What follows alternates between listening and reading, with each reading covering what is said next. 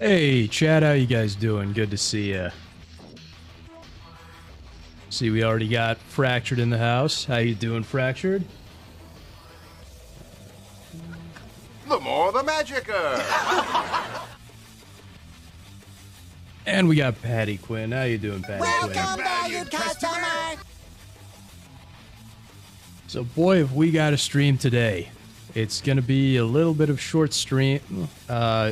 This month's streams are gonna be kind of weird because I gotta be somewhere at some point today, so probably not gonna get to any gameplay today. Next week's also gonna be a slightly shorter stream because I am actually gonna be a Nerdy Neo stream next week in the evening. And then the week after, I'm actually going to be going out of town, so I don't know if there'll even be a stream that week. So, you know, weird month, but we'll figure it out. Let's see. Patty says he's doing good. Glad to hear it. I'm doing all right, Patty Quinn. Enjoying your vacation, Fractured? Yeah, it's always nice. I think you said you're basically taking a stay-home vacation. That's always nice. Just take some time, sleep in. Always feels good. But yeah, so we got a bunch of topics today. Now, unfortunately, my virtual machine decided not to output any audio today. I don't know what's going on. It was working when I turned it on, and now it's just not doing it. So, yeah, I had some great music planned for today's first story, and today's first story is one that brings me warmth, pride, and childlike joy. So, are you ready for this? Are you ready for this, chat?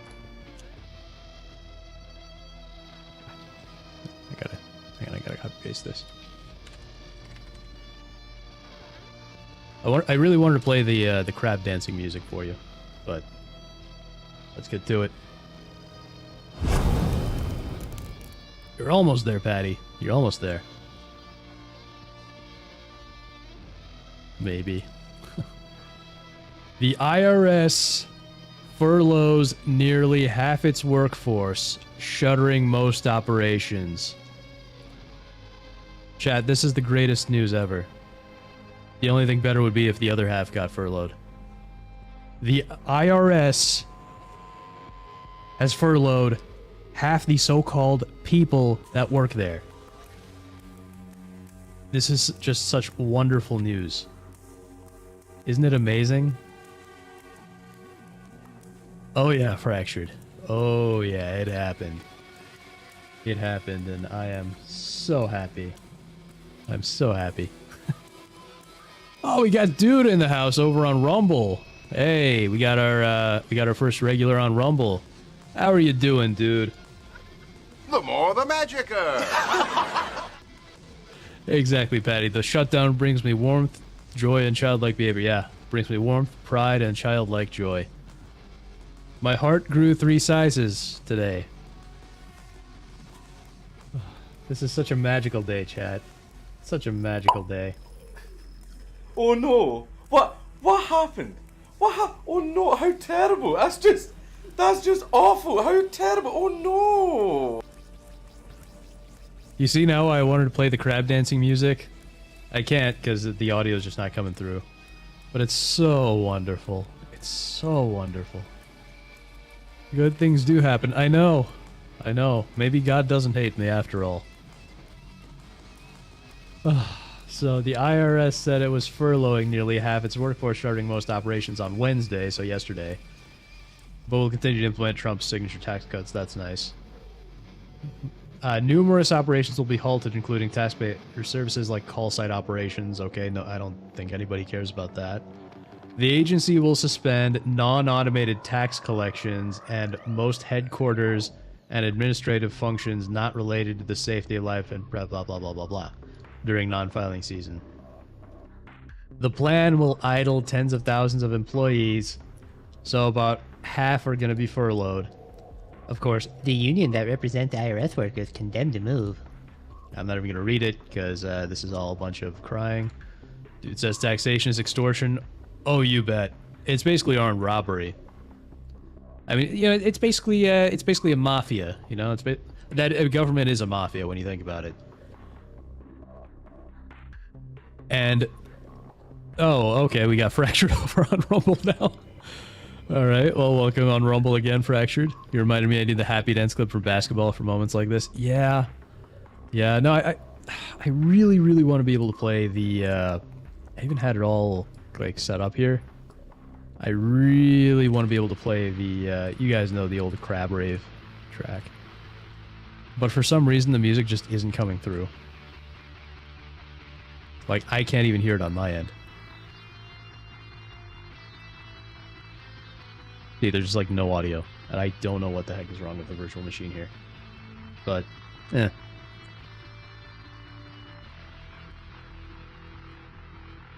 Yo, just imagine it in your head. Just imagine the beauty of that music in your head. Although, actually, does OBS give me the op? Alright, what's up, Patty, again on Twitch? You know, that makes me wonder, does OBS give me the option to play music from YouTube? Because that would be ideal. That'd be really nice. Probably doesn't, but... yeah. Whatever. So, yeah, so they're, I guess this is the union, the National Treasury Employees Union. They're crying over taxes. Oh, you know what? I will read it, actually. Oh, today, due to the government shutdown, the American people lost access to many vital services provided by the IRS, said Doreen Greenwald, the national president of the National Treasury Employees Union. Expect increased wait times, backlogs, and delays implementing tax law changes as the shutdown continues. Taxpayers around the country will now have a much harder time getting the assistance they need, just as they get ready to file their extension returns due next week. Oh, boo-hoo. Oh, man, they're crying about how the IRS can't gouge you. Oh, it's so nice. It's so nice. Fractured's over on Twitch, trying to steal my gimmick. Oh man. And this is even better. So the IRS furlough letter came a day after a White House memo suggested furloughed federal employees might not receive back pay. Which sounds like, you know, maybe, just maybe, the so-called people at the IRS may not even get paid when they go back, which would be wonderful, because they, you know, if you work for the IRS, you don't deserve to be paid. Because I don't even think the so-called people who work at the IRS are actually people. But it's so wonderful, so wonderful. You know, this is some of the greatest news ever. And you know what? Let's oh, this is nice. I like how Stream Ninja actually pulls in the little rumble emoticons. Fracture, you're stealing my gimmick. Oh man. Let's see if we can find some more belly aching over this. Let's see, Wednesday.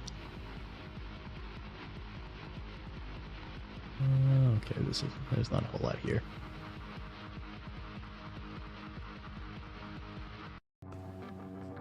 Let's see if they're gonna cry. We gotta find someone who's gonna cry over it more. Ooh, the Guardian. I bet they'll cry over it. They're woke. They're super woke.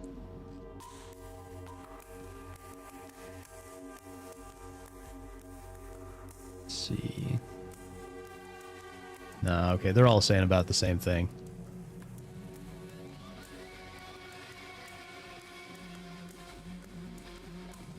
But I am so happy. Oh, here we go. Here we go. Face uncertainty.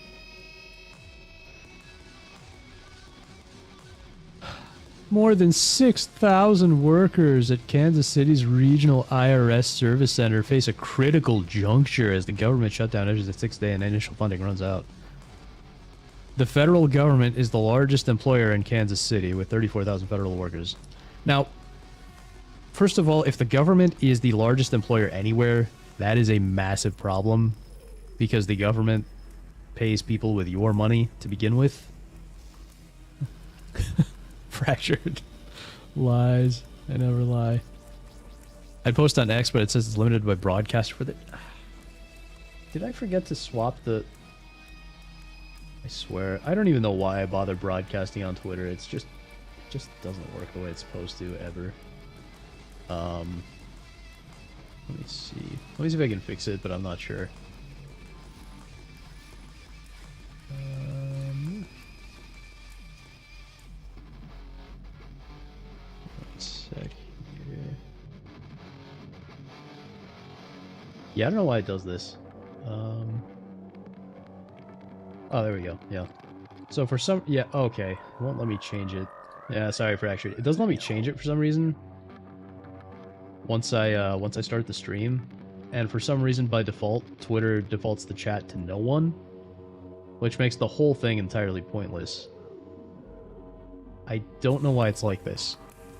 I genuinely don't know why it's like this. You know, let me do this. You know what, forget it. Nobody watches on Twitter. Anyway. Rumble emotes is one of the features that are better than poop tubes. Yeah. Yeah, I know Rumbles are animated, and they have a few nice ones by default, whereas all of Google's default emotes are like the ugly, they're that ugly corporate art style. So yeah, that is true. I do need to add emotes to my Rumble and Kick side since it's better for that. Oh, nice, Fractured. You have you're eligible to add emotes to Rumble. That's pretty cool. I don't think I can do that yet, but I don't know for sure. Yeah, I don't know what the requirements are to add emotes on Rumble. Wingus, how you doing, man? Ah, no worries at all. Just glad you're here. Welcome, valued customer!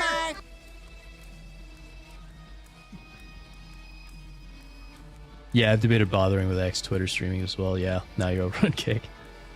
Yeah. Yeah, even Kick, sometimes I think, like, should I really bother streaming on Kick? Because 99% of the time it's just spam. But, yeah. Plus, I can't even get into Kick today for some reason. Like, I can stream there, but I can't actually get into it. It's giving me, like, a 429 error. Yeesh. I heard Wingus really loves the art to Devil May Cry 5. What's wrong with the art for Devil May Cry 5? Is it bad? Well, it's petty. Same, it's just been spam botters, same with Twitch. Yeah. Yeah, Kick is basically just Twitch, but with more spam. I don't even know if there's a reduction in Twitch thoughts. But anyway, let's laugh at the IRS some more. So yeah, why... If the federal government is the largest employer in Kansas City, then there's a serious problem. The federal government... The government in general should not be the biggest employer anywhere. That's a serious problem. So yeah, they had funding in from 2022, which, you know, that was a mistake. That allowed them to continue working for the first 5 days of the shutdown. But that emergency funding expired earlier this week. Oh, and yes, the poor demons at the IRS are crying. Oh, I have no idea if I'm supposed to report to work tomorrow. So at this point, everybody comes in and they just wait to see what is going to happen. Oh man. It really makes us mad because these employees, they have no idea whether they're going to make their next house payment, whether they're going to be able to put food on their tables. Oh, boo-hoo. Maybe you should work an honest job, why don't you? Let's see. A tax examining technician said the firings and messaging have taken a toll on morale. Good. Good. I have been attacked, maligned, criticized. We've been lumped together as if we are incompetent, lazy, just not worthy of employment. If you work at the IRS, you are not worthy of employment. An IRS worker at NTEU Chapter 66, so a union person, vice president, echoed the frustration. Like it's our fault. Like it's our fault. Like we did something. Jeez, I hate these people. I hate these so-called people. They're demons. They're demons. They deserve every shutdown. The IRS should be completely shut down. No more IRS. That would really be the best outcome. Whew. Let's see. DMC5 gave us Uncle Dante. Okay. I haven't actually played the Devil May Cry game, so that's probably why I don't know. For Wingus, yes, the art is bad. All right. We need some actual and major downsizing. Yep, absolutely. Absolutely. But I don't see it happening anytime soon. Of course, the government needs its pound of flesh, right? Is a man not entitled to the sweat of his brow? The environment's got boring, though. Okay, you're talking about Devil May Cry, I think. Gotcha. Do they think about that before they indict some poor average Joe that just happened to miss one thing on their tax forms? Yeah, exactly. Exactly. You nailed it, Fractured. You absolutely nailed it. 100%. Because... So, yeah, the thing is, they know that they can't really go after the so-called millionaires and billionaires who I think, yes, technically they pay the most taxes, but at the same time, like, their tax burden is not as big of a burden to them as the tax burden on the average taxpayer. But the thing is, those people have armies of lawyers and accountants and so on that they can use to gum up the IRS anyway. But meanwhile, they'll go after you, the average person, because they know you can't fight back. So what's it matter if they just go and say, hey, you owe us an extra $200, and they just go around and do that to every average person? Well, what do you know? Suddenly they've got $200 million. $200 million extra dollars. I swear. I mean, the IRS, you know, I would call the IRS the largest state-sponsored terror organization in the world. They really are. They really are. Let's see. In the past, any shutdowns we've had, even if there was not a bill or a law that was passed that said we would get paid when the government reopened, government always protected us. Congress protected us. You don't deserve that. You don't deserve to be protected by the government. Government shouldn't be protecting you. Government should be protecting the American people from you. We don't feel that protection right now. Right now we feel like we're the targets. The goal is to get rid of us. The goal is to empty out these agencies and to just shut the government down. No, what the heck, I'll laugh anyway.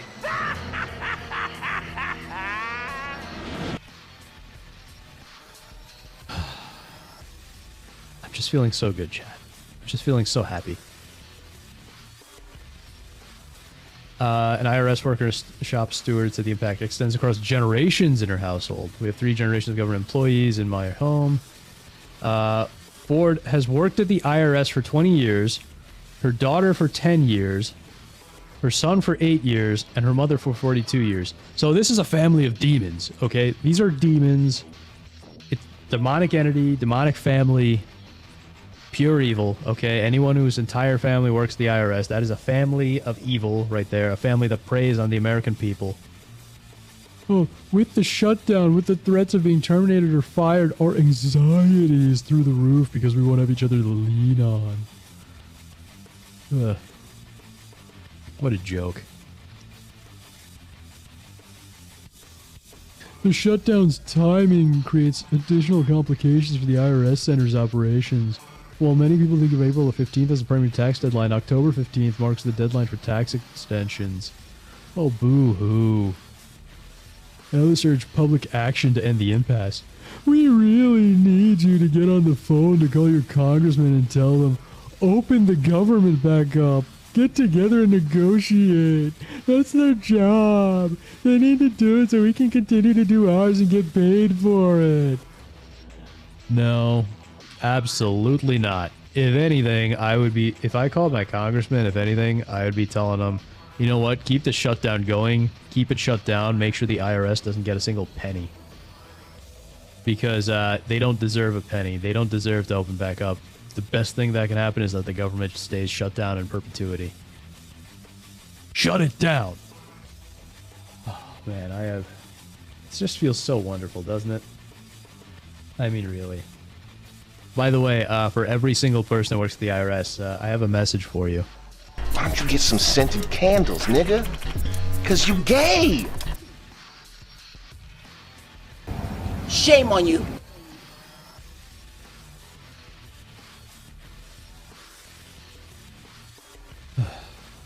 So that's our first story, chat.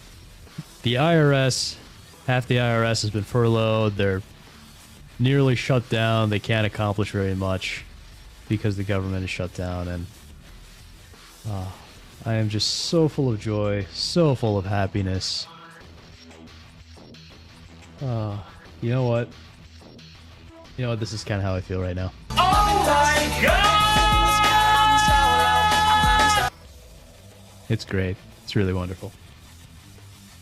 And when that goblin casts shame on you, you better believe it. Oh, of course. Of course.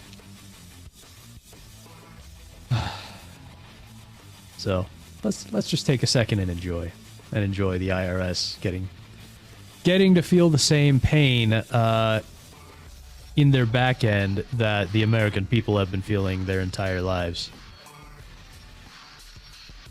So wonderful, isn't it, chat? So wonderful.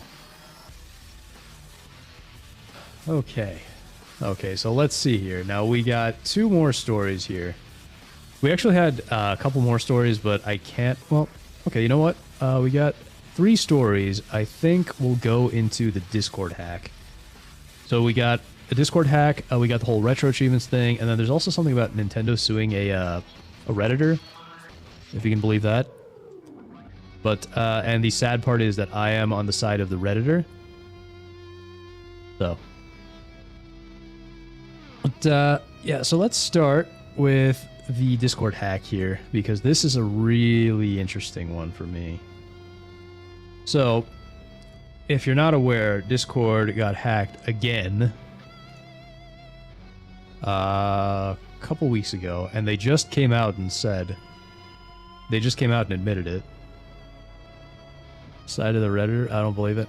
Yeah, well, if we get to the story, Fractured, I think you will be too. Let's just say that case involves Patchy here.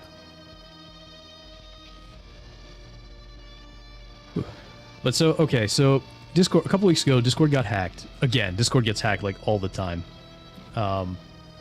So, more specifically, a third-party vendor, quote-unquote, that handles Discord's customer support tickets, they got breached. And yeah, this is their official statement. Blah, blah, blah, blah, blah. But yeah, so an unauthorized party compromised on Discord's third-party customer service providers, gained access to a limited number of users who had contacted Discord through customer support, trust and safety, blah, blah, blah, blah, blah. And yeah, so the most important thing for you as an end user here is if you were impacted, you will receive an email from noreply@discord.com. We will not contact you via phone. Official communications are emails. So yeah, if just in case, keep an eye on your email. And yes, dude, we will get to this, but there is a point I need to make about it. So, it's not quite what you think. But yes, they did force an update to TOS through pop-up for forced arbitration. This isn't even the first time they've done that, by the way. They've already done that multiple times. Yeah, so what data was involved? Here's the thing to be scared about. But you probably are not... Since I don't think anybody here is in the UK, it's probably not that big of a deal. The biggest deal here for most of you is going to be name, Discord username, email, and other contact details they provided to customer support, and limited billing information such as payment type. So that could be a bit of a problem. But I mean, a lot of this is just stuff that's already been breached and out in public for years anyway for most people. Just because of stuff like, if you remember the Equifax data breach, Equifax is a company that you don't even interact with, but they just scoop up all your data to build your quote-unquote credit score. That whole bullshit thing. And when they got breached, nearly everybody's information was stolen. So, yeah, most of this is probably out there anyway. And then there's like, you know, IP addresses, messages with customer service agents, their corporate data. This is the one for the UK that might scare you if you happen to live there. The unauthorized party also gained access to a small number of government ID images. So think about that. And this is a danger coming from, and I can't believe I'm agreeing with PC Gamer of all people, but, or of all publications. But, so PC Gamer here. Let me pull this up here. So PC Gamer put out this article, and they are, honestly, they're spot on here. So one of the worst case scenarios for ID age verification is already here, with a Discord breach compromising user data. So yes, absolutely. This is by far one of the worst one of the best arguments against all this ID verification nonsense. Because as soon as you hand over this, your ID data to any website or whatever it may be, that data is now out there for someone to breach. Because these companies don't spend that much time securing this stuff because it's not their data. It's yours, and so they don't care. Yeah, this breach right here. This breach comes only 6 months after Discord started requiring age verification in some regions. The UK's Online Safety Act made such age verification law in Britain, though users quickly found ways around it, and this is pretty funny, including using the photo mode in Death Stranding. And some US states have also passed these laws, although I don't think these affect Discord yet. So yeah, and again, makes it clear why people around the world are concerned and frustrated by these policies. And yeah, even beyond issues of censorship, which are serious issues, there are clear risks involved in giving scans and photos of sensitive data, like government IDs, to companies that might not have the security to protect that data. And here's the secret. That's practically all the companies. And don't forget, the government is involved too, and you know how terrible the government is at doing anything. So, let's see. Arbitration was supposed to make civil issues between companies easier to deal with. They're never meant to be used on the customers of the company. Yeah, that's true. And we will get to that. We will absolutely get to that. Oh god, what the hell? Sorry, I don't mean to go off on a tangent, but I just saw this and I'm horrified. A 0-day flaw on popular... Oh, this is a couple of months ago, but... Jeez.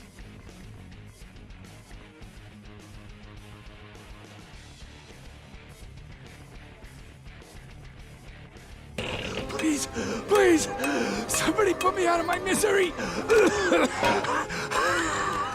Have mercy on my soul. So that's all I have to say about that tangent. Anyway, so, let's see. What is this world coming to? Agreeing with Redditors, PC Gamer. Next, Kotaku will make a good point. Well... I think I did see a Kotaku article about... I forget which topic it was. I forget if it was this topic or something else. Oh, you know what? I think it was the piracy. The piracy one. Yeah, it was the Redditor. Kotaku and Polygon both had decent articles on the Redditor situation, believe it or not. Those hackers know exactly how those people tick now. Yeah, they know exactly how a lot of those people do a lot of things. And considering those things are used by Twitch Thoughts that have a secondary platform that they use, they probably know even more. So, yeah. Yeah, it's not great. Yeah, so there are a couple more articles on the hack itself. Let's see... So let's see. I think some of these have a little more information on what's going on. And by the way, Discord's just been getting worse. Maybe, is it just me, or has Discord been getting significantly worse over the years? I hate Discord, I hate Reddit, and I hate what they've done to the open internet. I really, really miss the days where we had, like, decentralized internet forums where you could just search for anything and you'd find all sorts of information. Now everything is either on Reddit, where you have to deal with all the BS. And I got banned from Reddit years ago anyway. Or it's on Discord where it's not even publicly searchable. So you can't even find anything anymore. It absolutely pisses me off. So yeah, let's see. Yeah, so there's a little more here. So the attack appears to be financially motivated because the hackers demanded a ransom from Discord in exchange for not leaking the stolen information. Of course, I don't think Discord cares about your stolen information, so it'll probably be leaked at some point. Exposed data, yep. So we talked about the exposed data. Let's see. Yeah, VX Underground Security Group notes that the type of data stolen from Discord users represents, quote, literally people's entire identity. Okay, interesting. So somebody believes if the data leaks, this database is going to be huge for solving crypto-related hacks and scams, because scammers don't often remember using a burner email and VPN, and almost all of them are on Discord. Jeez. Let's see. So this group, Scattered Lapsus Hunters, claimed the attack, but they later stated it was a different group they know and interact with. Let's see. So it was a Zendesk breach. Interesting. So Zendesk, if you guys aren't familiar with Zendesk, they handle a lot of the support for a lot of these big companies. Let's look it up here. So a lot of times if you go to, for instance, the help pages for... Yeah, so it's this. So this seems to be what got breached. Zendesk. So if you go to the help page for a lot of these online services, you won't actually be on the service's own domain. So for instance, Discord, I think Discord is discord.com, right? Yeah, discord.com. So if you go to their help pages, support here, help center, a lot of times, okay, so in this case, it's fine. In this case, it is still on discord.com. A lot of times what you'll notice is you'll actually end up on something like, website.zendesk.com or something like that. And that's because Zendesk is the company actually handling the support.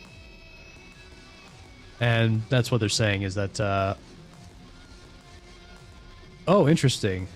And so Zendesk themselves are even saying, our investigation indicates this incident did not arise from a vulnerability within Zendesk's platform. So that is curious because... So it sounds like it's subcontractors all the way down. This is interesting. Last month, the hackers claimed to have stolen more than 1.5 billion Salesforce records from 760 companies. More recently, Shiny Hunters, which... okay, this is the one that stole some other Salesforce stuff, launched a data leak site listing more than 36 victims. So that's interesting. Yeah, a lot of times it's these weird subcontractors that they hand all this stuff off to. So when you give your data to one of these to one of these services, often it's not just the site that you're giving your data to. It is some subcontractor to a subcontractor. And, there's a good chance that some guy in China is looking at your data and going, this person data, I like the data, it look like he rich person. I steal the data and then sell it to hacker, and then I get money from it. So, who knows? A dude says in one of the competitors to Discord, Gilded just got shut down after being bought by Roblox. Man, I didn't know about that. I had heard of Gilded. I knew they were owned by Roblox. But I'd only ever even heard of them because a couple of years ago, the Quartering, I know the Quartering, but he was pushing Gilded a lot for some reason. But they were, I thought they were, I was pretty sure they were owned by Roblox even then. I didn't realize they got shut down though. Or Indian, yeah. Well, yeah, there's the Indians too. Although I think they're a little more overt with their scams. The Indians would rather just get your data. They would rather just buy your data and then call you on the phone and go, "Hello, sir. Sir, I want your data. Sir, this is the bank. We want your data. Your bank has overdraft fee." Yeah, I was bummed when that happened. I did like Gilded. Interesting. Yeah, I never used Gilded, so sorry to hear that. But yeah, Discord doesn't really have a lot of very good competitors. I know there's there are some decentralized services, like I think Matrix is one of them. But, it's all very different. Man, I still remember the days when you had to use like Skype for this stuff, and now Skype is dead too. They just replaced it with Microsoft Teams, which sucks. So, let me see here. So we got one more article here from The Guardian, which I thought was a decent article. Yeah, so driver's licenses and passports, as they say, were among the forms of data accessed by a third-party customer service provider. Let's see. I heard about Gilded because of G&G tabletop host Erudai. But once that happened, I was like, oh, well, I'll stick with Discord for now. Yeah. One of the positives of the Quarter Pounder is that he does advertise alternatives instead of just complaining about the platform they're on. Yeah, you know, there are many issues with him. I don't personally hate the guy or anything, but there are many issues with him, and one of these days we are going to react to one of the funniest Kino Casino segments that ever existed about the quartering, because it's just so funny. But yeah, I do appreciate that about him. He does try to advertise alternatives. And the other thing he does do is he does try to help people get unbanned. He has tried, at least historically, to do that. I know for plenty of people who were banned or in some kind of trouble, he was like advertising them. I remember. Now you guys know I'm not a fan of Melanie Mac, but he was, when she started off, he was trying to help her promote her channel. I remember he got a bunch of people on Twitter. He helped get them unbanned. So, you know, I do have to respect that. He does seem to try to help people out a lot. So, you know, I will give him that. Fractured. I remember the days of TeamSpeak and Ventrilo and Xfire Messenger. Yeah, TeamSpeak. Yeah, I remember a lot of that stuff. There's another one, Mumble, I think was another one. Not to be confused with Bumble, the terrible dating app. Alright, so let's see if there's anything else interested here. So the support system is targeted to access user data with a view to extort a financial ransom from Discord. The attack appears to have occurred on September 20th. So keep that date in mind. So first of all, the breach occurred on September 20th. And they told us about this on October 3rd, which is what, at least 2.5 weeks later? Curious, isn't it? Yeah, so Discord began using facial age assurance to check the age of users in the UK and Australia earlier this year. And the company claims that this stuff is deleted directly after ages are confirmed. But I don't believe that. Nobody should believe that. Because that's just how these things work. They never delete anything. So yeah, under the social media ban to come in effect on December 10th, the Australian government has outlined it expects this kind of crap from Discord. So yeah. So yeah, Discord is continuing to be a problem. And what's really interesting here, I found this article. So this is kind of an interesting point. Discord, if you guys aren't aware, Discord is planning an IPO at some point soon. So, you know, here they're just talking about the hack, but... So, Discord is eyeing an IPO this year. So, that means they're planning to go public. And, of course, they're San Francisco headquartered. Because, of course, they are. Why don't you get some scented candles, nigga? Because you gay!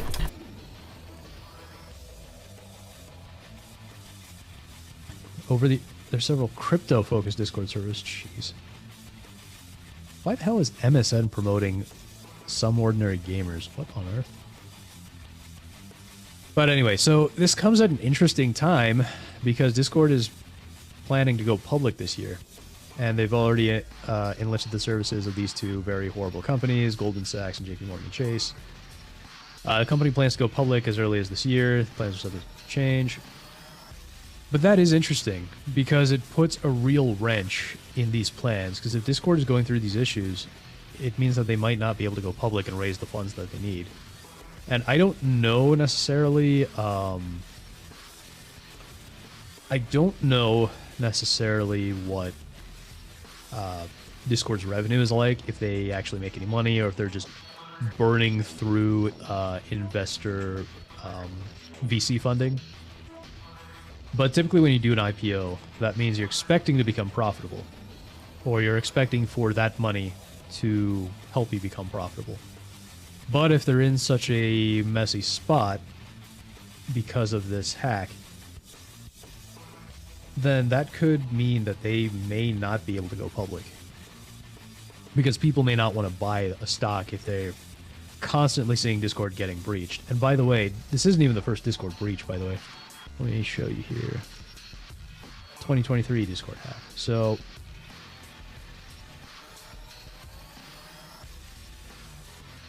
here, so no, it's something else. Here, so in March 2023, Discord suffered a breach that impacted nearly 200 user accounts. So yeah, a hacker infiltrated the account of a support agent contracted by one of Discord's third-party service providers. Yeah, exactly, Fractured. Okay, this is something to be very wary of. So it seems like Discord makes a lot of use of these third-party, what do you call them? Third-party service providers, and they seem to get breached a lot. So yeah, it's not looking good for Discord. But I mean, you know, they'll keep operating. Now, here's something that I think is interesting, and that dude pointed out earlier. What was it? So, dude, what you were talking about earlier, this arbitration thing. So I want to point something out here. So I know Louis Rossman made a video on it. We're not going to react to it, partly because you're not going to be able to hear it, but also because covering some of the same stuff here. So take a look right here. Okay, and so they've even added the data breach again. So back in 2024, they did add forced arbitration to the terms of service. But take a look at this. So, of course, we got the breach on September 20th.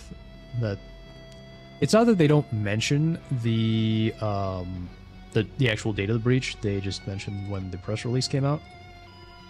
But here, the thing about the forced arbitration is they reiterated their forced arbitration thing, put into effect September 29th. Yes, that is after the data breach, but they announced this on August 29th, which would have been before the breach, which means that I don't think this forced arbitration thing actually had anything to do with this particular data breach. This is just Discord being generally scummy. And yeah, the annoying thing about this forced arbitration thing... Paul, how you doing, my man? How you doing? Welcome, valued customer! And you know what? I wasn't even planning on using the screen today, because we're not taking any breaks, but, you know, just because you're here. Just because you're here.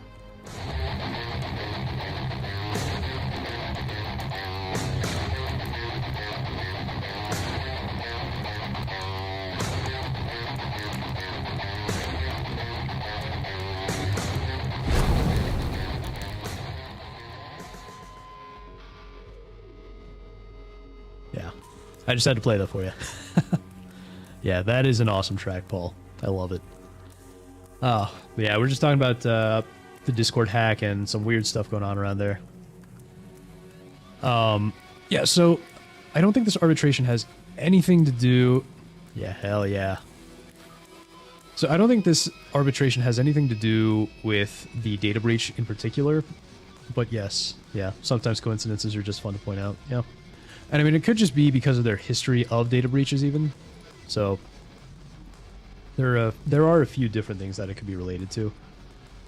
But yeah, forced arbitration is a serious problem, and I like that they have this article here on Louis Rossman's Consumer Rights Wiki. I like a fun fact, he originally was planning to call this the Consumer Protection Wiki, and then he realized it would be the CP Wiki. And so he decided, yeah, we're not going to call it that. Yeah, so forced arbitration, basically, the way that forced arbitration works is that a company will throw into their terms of service or, you know, end user license agreement, whatever it is. And Lewis refers to this as EULA roofing, where a company can just throw whatever they want to inside a license agreement or terms of service, knowing that the user will never actually read it because it's too big, and they'll just, you know, click through it. And so they'll just slip something through it the way that, you know, a shady person may slip a roofie into your drink. And then they can legally pound your behind. So what they'll do is they will add this arbitration clause as a roofie to your TOS or license agreement. And what that says, and this is a lot of legal waffle, but they're basically saying that you can't actually sue the company. You have to go through this arbitration thing, and the arbitration service is a service that the company pays for, which means that the company will usually win, because they're the ones that are paying the arbitration company. Now, this doesn't always work. A lot of time, usually what'll happen is, you try to sue, the judge will see the arbitration agreement and go, okay, you got to take this arbitration, screw off. But sometimes judges will actually take it, and actually class actions often are able to bypass these forced arbitration agreements. But it is, yeah, as they say here, forced arbitration is designed to revoke the rights of the consumer. So it is a complete disaster, complete mess. Oh yeah, and they're able to pick arbitrators that lean towards the industry rather than the consumer.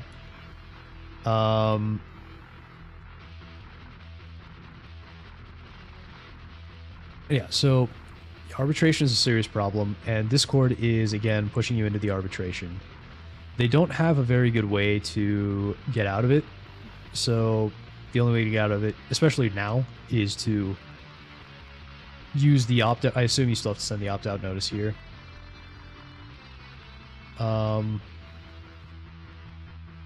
Oh, and here you go. If the users choose to delete their accounts, the platform forces them to accept terms in order to access their account.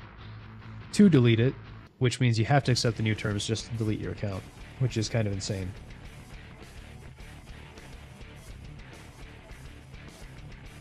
So yeah, in other words, so part of what they're trying to do here is say, oh, we bungled handling your data. Well, you can't sue us for it. We got to go to arbitration. And if we go to arbitration, that usually means we'll win. Now, the one big thing that can break a company with arbitration, and I think this might have happened to Patreon, or almost happened to Patreon, is if a giant portion of the user base simultaneously tries to use arbitration at once. Because what that does is, typically these companies have to pay the arbitration service per case. So, in the long run, usually, if there's only one or two cases here and there, then they're not paying a ton. They're just paying for, a small arbitration fee, and then they get to screw up with the user, and, they come out ahead. But if they are paying for, let's say hundreds of thousands of arbitration cases at once, well, suddenly this could financially break the company. So really, in these arbitration situations, that sometimes could be the best way. If you can get a large portion of the user base together, that might be a way to force a company to backpedal on some of this stuff, is to just make them go through all these arbitration cases at once. And I believe that happened with Patreon. In fact, let me look this up.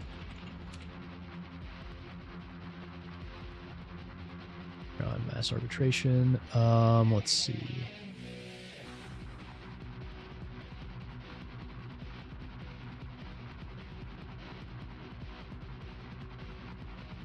Okay, well. So this is kind of funny. And of course I don't want to screw this, so we'll do archive. Let's see if archive.org will have it. Yeah, so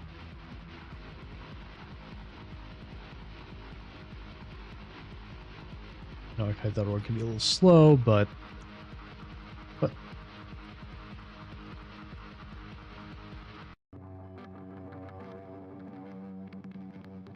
want to see the page. I don't want to see this. Come on.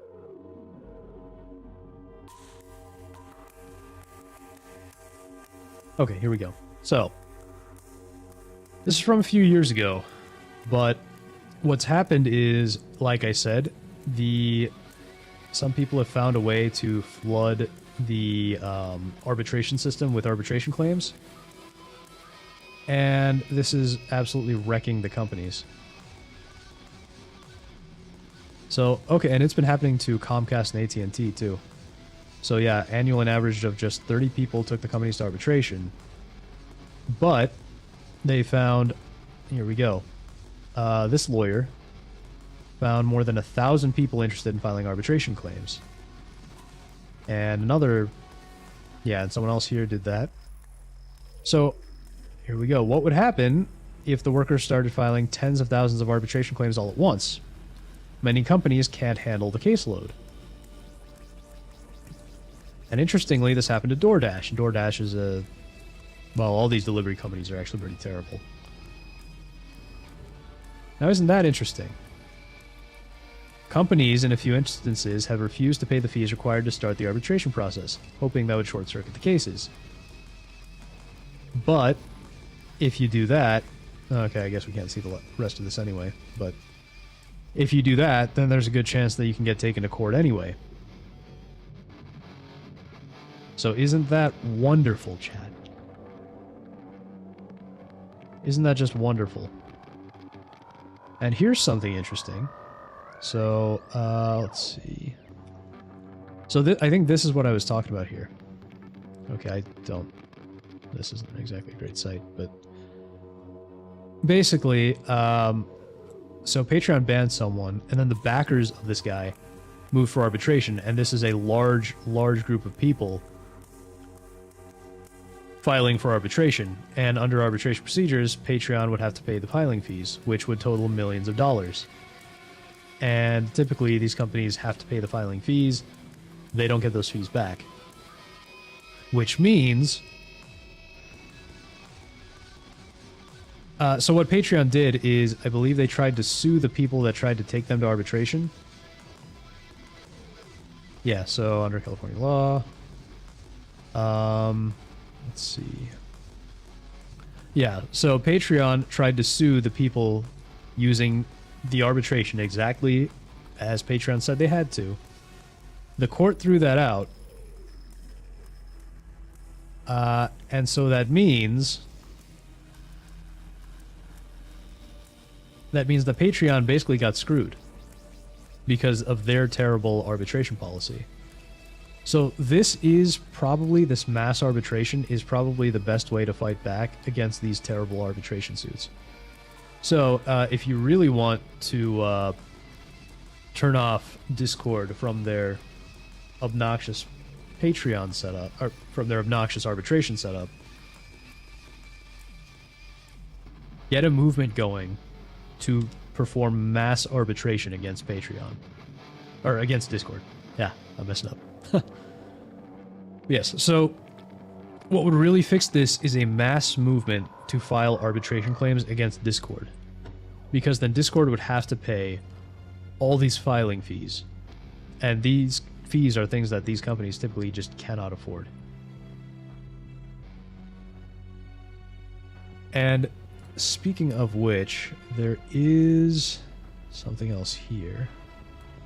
So this is just kind of an interesting article going into the arbitration.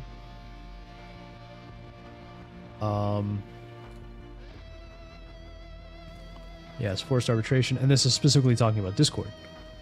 Discord's TOS change is opt-out, it's not even opt-in, which is a real problem. And as this guy says, this approach puts the burden on users to protect their legal rights. So what he's really asking here is, would this legal protection potentially drive away users? Now, typically it won't, because most people just don't notice. They just kind of use the service no matter what. But it does upset people. Again, it's a loss of legal rights. It diminishes the power of the individual. And it does break trust. Like, it means you just don't trust them that much. But here's the big question: will users choose ethics over convenience? And I think the answer is no. People will keep using Discord because everyone else is using Discord. It's the same problem that we have with YouTube. Or Twitch. But, yeah, so Discord got hacked.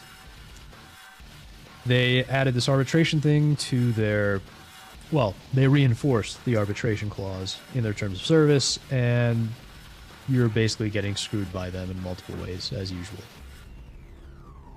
But we all got to keep using Discord, unfortunately, so it's a bit of a black pill after the whole IRS thing, but, you know, that's Discord for you. Alright, so now it's time to get into the real meat of it all. Balance, yeah. Now this one, this is a huge, like, lol cow type of thread here. Not thread, but it's like a huge lol cow type thing, situation. Although I don't know if it's a lol cow so much as a lol site.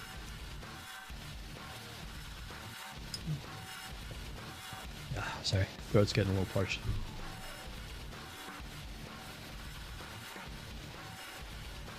So let's see. So if you guys are not familiar with RetroAchievements, let's just go straight to RetroAchievements, the website here. So we are going to be talking about RetroAchievements and their absolute colossal meltdown. And of course, I got the stupid Cloudflare thing. I hate you, Cloudflare. I hate you.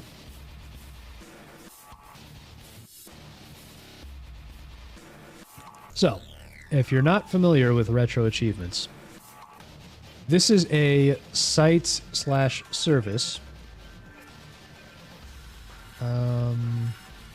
So there's no like basic about page. That's interesting.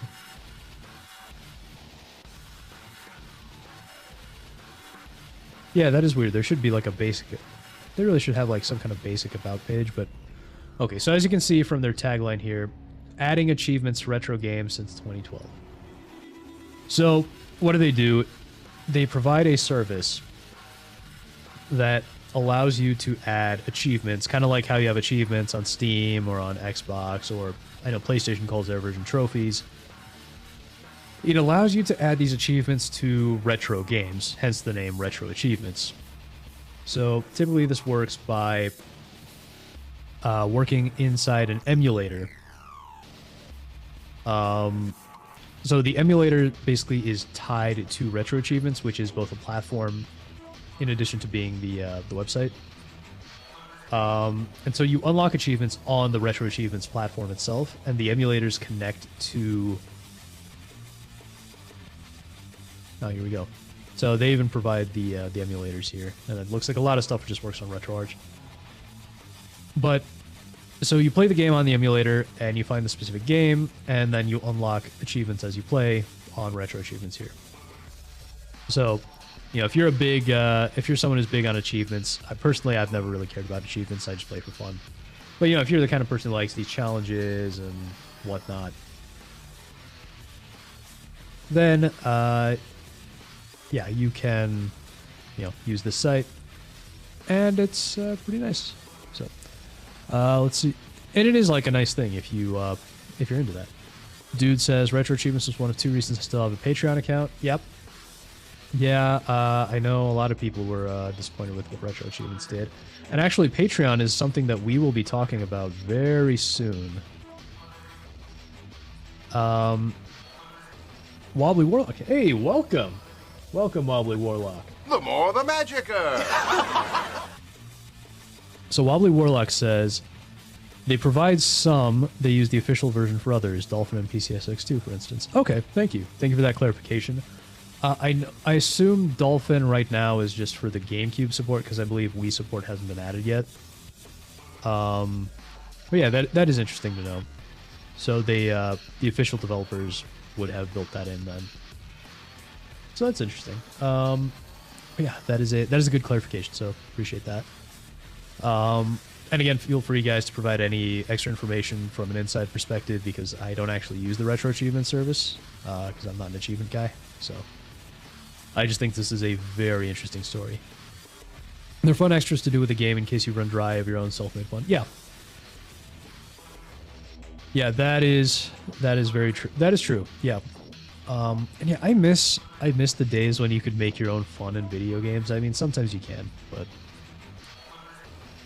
yeah, I like that kind of when a game gives you a little bit of a sandbox and you just like run around and have fun with it. Keyword is was. Ah, I see. So you're one of the people who dropped their Patreon. Okay, makes sense. That's right. We was meant to happen in March, but it may be delayed because the person who's primarily working on it left. And boy, are we going to be talking about that. I don't know how primarily, just pointing it out. Okay, yeah, fair enough. Fair enough, yeah. Any information is always appreciated. Absolutely. You know what? I'll just put this here. Backseating welcome. If you want to... I usually just use this for games, but if you want to backseat drive the React segment, you're welcome to. Yeah, so if you guys, I think you guys are all aware of the basic info by now, but RetroAchievements has completely blown up thanks to the Alphabet Mafia, as it were. The 42%ers have infiltrated RetroAchievements, gotten their brainworms into the founder, and torn it apart. So here's where it all starts. So there is a game called Pokemon Clover. Yep. Every damn time, yep. Gatekeep your hobbies, because it starts with the normies, and then you end up with trannies. Every single time. So it starts with a ROM hack called Pokemon Clover. So, Pokemon Clover here is a basically 4chan themed ROM hack of Pokemon Fire Red, featuring 2 brand new regions, blah blah blah. So the main point of Clover is just to be a parody of 4chan's image board culture and a parody of Pokemon as a whole. So it contains themes and language not suited for the faint of heart, but it's nothing really all that offensive. It really is just 4chan culture, right? It's just goofy shit posting. Is what this ROM hack is all about. There's a trailer here. You're not going to be able to hear it, but, I mean, it's Pokemon, so there's not going to be a whole lot of, there's not going to be a whole lot of sound to worry about here. So, you know, basically, it's just like Pokemon, except it's got a lot of shit posting in it. Let's see. I think those are your 2 main characters. Heck, Sandra. Explore the region of 4chan. Conquer the Ebon Islands. Fight powerful new rivals. Rival Edgy wants to battle. From Team Karma. I think we know what website Team Karma refers to.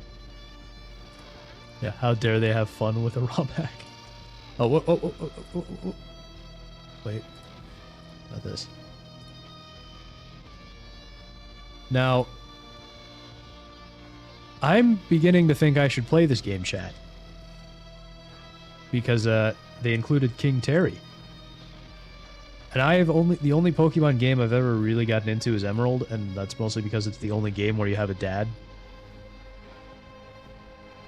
But, you know, Sage Terry speaks the truth. If you see a CIA nigger... No, you know what, I'll just say it. If you see a CIA nigger, run him over. You run them over with your car. They glow in the dark. Yeah.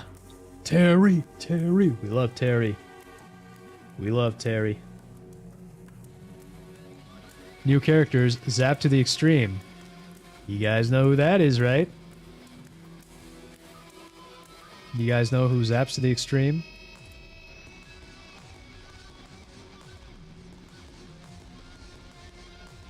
Yeah. They glow, they're easy to see. Also, all praise Temple OS. Yep. I mean, say what you want about Terry A. Davis, but he was something of a genius for sure.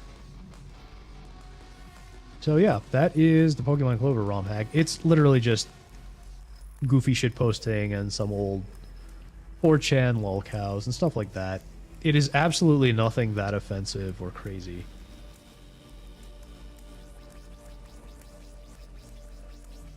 So, just saw that Evangelion alert screen. Yeah, I think I missed it. Oh. Tex-Mex trainer, yeah. Well, you guys know me, I love my Tex-Mex. Yeah, there is a lot of work that clearly went into this. I mean, a full-scale adventure between 2 regions, the 186 monsters, custom soundtrack, custom battle backgrounds, custom Pokeballs, grand world rich with side quests and secrets. So there's a lot of interesting stuff here. And yeah, so it's a little bit offensive, but it's a very interesting and well-made ROM hack. So what happened? Well,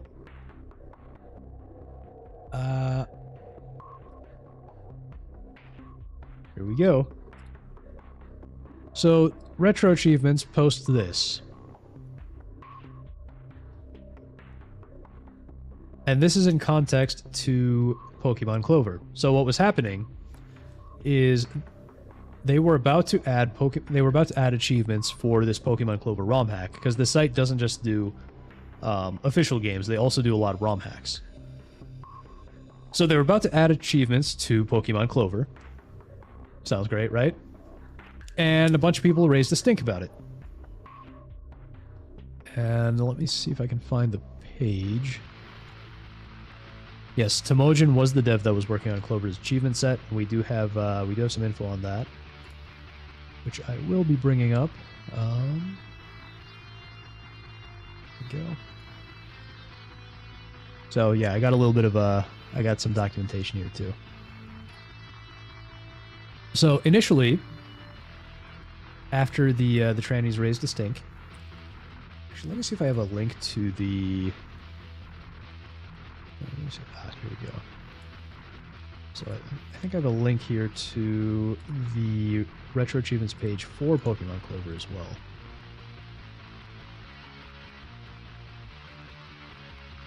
So these are the comments. Wow.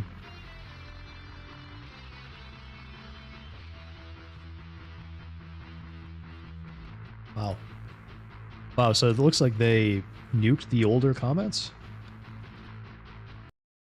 Jeez. Well, so as you can see, they have completely removed the game from the site, so this game doesn't exist. Somehow you still have comments and all that. But they're basically acting like the game never existed, so it's been pretty much wiped from the site. Do people not archive? You can archive some of this, so I think I do have an older archive. The problem is that... Yep, so the problem here is that you can get some archives. You can get some older archives here, so... There's that. But you guys remember the... what the heck? Oh, I missed that. I missed up the link here. So, there we go. So there are some older archives. The problem is that they started using that Cloudflare gate. And so what happens is any newer archives, any newer archive attempts get blocked by that Cloudflare page, which is extremely annoying. Yeah, so yeah, comments, requests, threads, etc. Yep. Yeah, so this is what the page used to look like. And it didn't have achievements, but they did have all the all this information on it. And yeah, it was just, see, you just had people shitposting. Let's see. Pokemon Periwinkle also got taken down. Yep, I got the link for that too. This was... So Pokemon Periwinkle is a similar ROM hack made by the same team, but this one was for, instead of Fire Red, it was for, I believe, a hack of Pokemon Yellow. So, same situation here. The page for it was taken down. But yeah, so you can see Clover used to be here, and now it's just completely gone. And now you just got people very upset in the comments here. And of course, they locked the comments because they're gay. I've given a decent chunk before the game wall got locked to Melee K. I just used PC screenshots. I'm curious what you're talking about here, and if that has anything to do with my, with this Melee K cringe right here that I'm going to be showing you. Yeah, these Pokemon hacks causing all kinds of problems. There are a lot of weirdos when it comes to Pokemon, but it's really not the Pokemon thing's fault. So, here's the story. They started off, after all the trannies started crying about, Pokemon Clover. RetroAchievements posts this, saying, okay, here's our stance on content archival, blah, blah, blah. What they're effectively saying is, RetroAchievements has chosen a preservation-focused approach, prioritizing archival completeness over content curation. This means we host achievement sets for games and acts that contain content some community members find deeply offensive. So this is the right approach. This is the based approach. This is what you should do. You should always say, hey, I know you might be offended, but people are allowed to use this, and then just provide like a block or hide feature so that people don't have to see it if they don't want to. And of course you see all these people, some people saying, some people being based, let's go, huge, W, thanks admins, and then you got these other offendatrons going, Good to know RA is committed to the very not political act of platforming hate speech. Glad that got cleared up. and of course you got, so a lot of people are in support of them doing the right thing, and they were doing the right thing.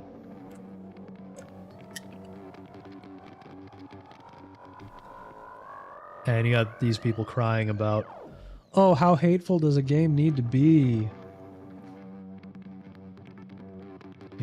And so, after that, things seem good, right? Well, within a couple days, I want to say this was the next day, but let's see. So you got all these people crying, and then, of course, the head Janny here, the founder, Scott, comes and goes, I've locked this thread for the moment as we don't need any discussion about the Pokemon ROM hack. This was to address the uncertainty in the user code of conduct, which has been done, blah, blah, blah. And so we get another statement. Let's see, this was October 3rd. And I believe, so whole thread was October 3rd. So we get a follow-up statement. Same day. And this time they do a total 180. They totally backpedal. And they go, today we have made an announcement regarding a policy clarification on our user code of conduct. This was met with serious concerns, and we fully acknowledge that we've let the community down by how we handled it. So they say, oh, we're sorry we posted this in Pokemon Clover, and blah, blah, blah. One concern that was brought up regarding our stance as an archival platform not curating games, aside from games that have been deemed illegal, this obviously raised concerns that given our stance, we're also in favor of allowing an edgy Pokemon hack that glorifies hate speech. This obviously goes against our ideal of a retro gaming platform, and we have no intention to ever be associated with hate speech. Effective immediately, achievement development on Pokemon Clover is stopped, and it will not be released on RetroAchievements. So, internally, we're going to discuss how to move forward with content like this in the future. So, they did a complete 180, and they basically let the trannies win. They let the troons win, and walk all over them. And there is... let's see... Now, there is some documentation that the founder, this Scott guy, who locked the original thread here, is in fact a indoctrinated himself as well. Wobbly Warlock says, the thing is, it was one of the most requested games for years. Way to turn on your user base. Also, apparently some staff received threats. Yep, they did. So here's an archived Discord message. Let's see if I can zoom in here. So one of these, one of these woke people goes in the Discord. I'm not in the Discord, so I'll have screenshots. Yeah, let's just ignore the Nazi bar problem that this community has. And so this Scott guy, the founder of RetroAchievements, goes, "Ooh, like a bar that Nazis go to. I get it now, yeah. I don't want RA to be that." And of course you have all these soy people soying out and agreeing with him. So, after that, he makes this and does a total 180, completely backpedaling. Timmy. Hey, good to see you, Jerry. You arrived just in the middle of the main event. How you doing? Welcome, valued customer!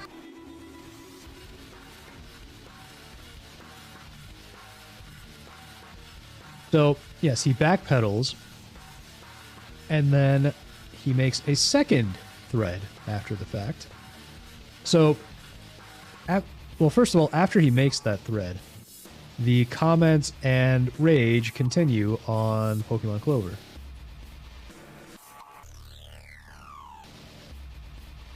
So let's go back to the game page. So people are very upset, right? Discussion continues on the Pokemon Clover page. And everyone's still very, very pissed off. And you see people trolling here. J.K. Rowling has problematic views. Please remove all Harry Potter game from the site. It might offend some people. And so everyone's very, very upset. And of course, they come in and then they lock, they lock the page. They lock the comment section because they're a bunch of scared losers. So this comment wall has been locked while we review comments and take moderation actions in accordance with our code of conduct. This wall is locked for all users while the moderation team addresses code of conduct violations. Yeesh. Apparently, the guy behind the cutting room floor helped convince Scott. Okay, I'm not familiar, Wobbly. What is the cutting room floor? If you know, if you got any backstory on that, because I'm not familiar with it. Jerry, early weekend start for you? Nice, Jerry. Very nice. Yeah, you should remove those games. Really can't allow such problematic content to linger about. Oh yeah. Oh yeah. See, so somebody already made a thread here. Somebody made this thread to remove these problematic games. These very problematic games. This Get Combo guy. I don't know anything about him, but he made this thread. A call to action. Banning Harry Potter games.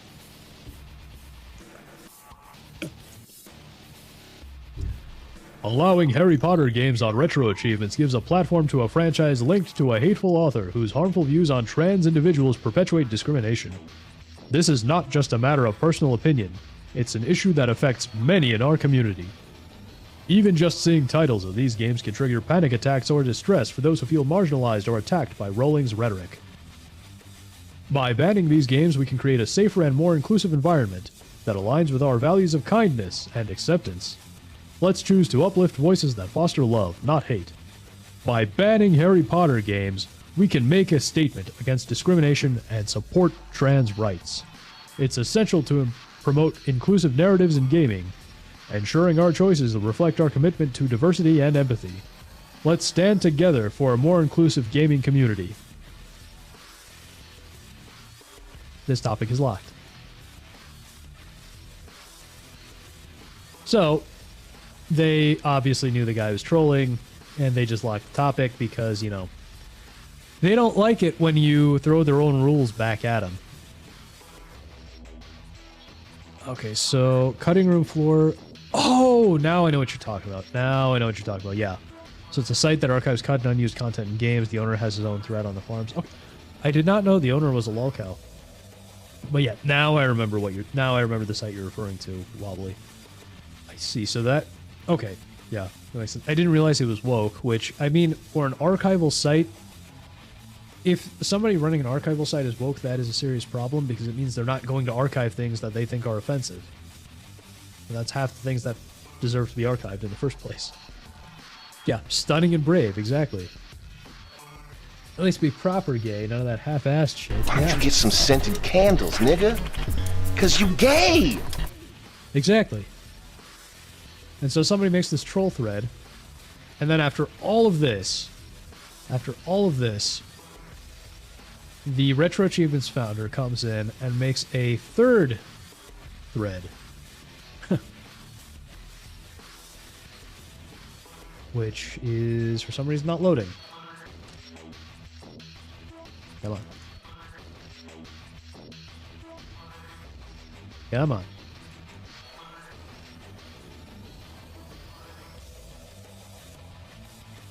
Site choking?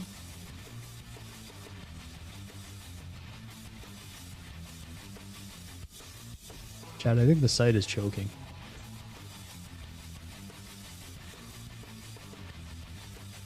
Bigger. Also, by their own rules, Scarface, Bully, and Manhunt would also be banned since they violate these dumb rules. Yeah. I mean, it wouldn't surprise me. It wouldn't surprise me if they did start banning this stuff after a while. Maybe. No, I think the site was just having a Scott moment. So the site works for me. Yeah. Well, yeah. It just loaded. So yeah, we're good. Yeah, I think the site was just having an issue. So last night, or well, yeah. So last night, Scott here posts this clarifying RetroAchievements goals. So he says, RetroAchievements supports openness and celebrating retro gaming, but we will not provide a platform for games that contain illegal, hateful, or otherwise abhorrent content.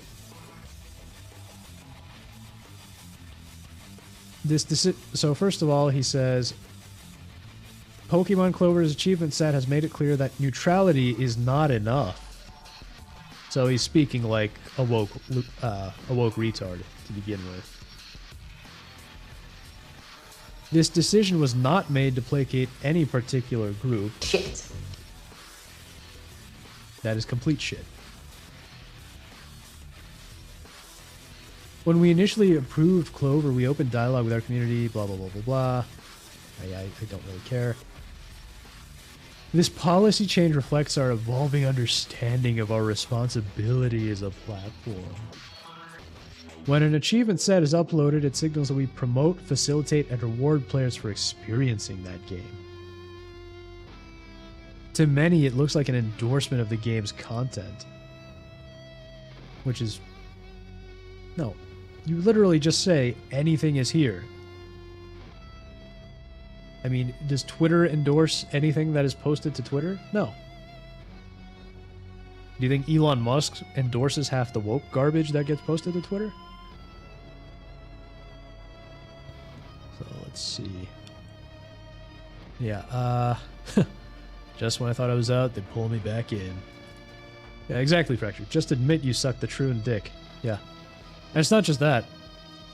So apparently a lot of these people were getting death threats from the Troons. Which is actually kind of funny because when you think about it, the most likely person that a Troon is going to kill is themselves anyway. So I wouldn't really be too scared about a bunch of Troons coming after you.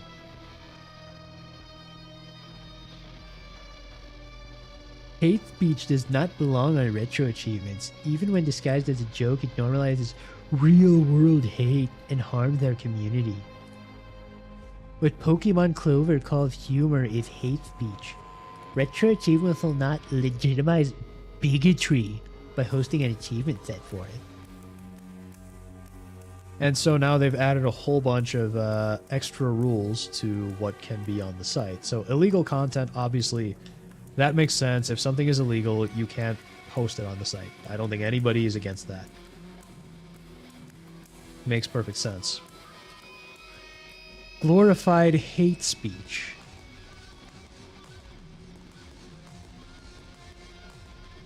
Yeah, this is just complete bullshit.